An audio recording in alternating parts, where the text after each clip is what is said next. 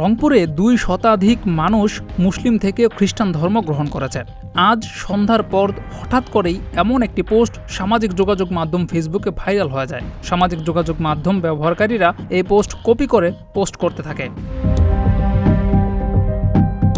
খোঁজ নিয়ে জানা যায়, মুফতি মনোয়ার হোসেন নামের একটি ফেসবুক অ্যাকাউন্ট থেকে সর্বপ্রথম এই পোস্ট প্রকাশ করা হয়েছিল 6 জানুয়ারি। এরপর সেটা আজ ভাইরাল হয়ে যায়। প্রচুর লাইক, কমেন্ট, শেয়ার হতে থাকে। তবে প্রতিদিনের বাংলাদেশ খোঁজ নিয়ে জানতে পেরেছে বিষয়টি গুজব, এমন কোনো ঘটনা সেখানে ঘটেনি। অবশ্য সেই ফেসবুক পেজ থেকে পরবর্তীতে একটি লাইভও করেন জনৈক ব্যক্তি। তিনি দাবি করেছেন তার কাছে যথেষ্ট তথ্য প্রমাণ রয়েছে। জিয়াউর রহমান, প্রতিদিনের বাংলাদেশ।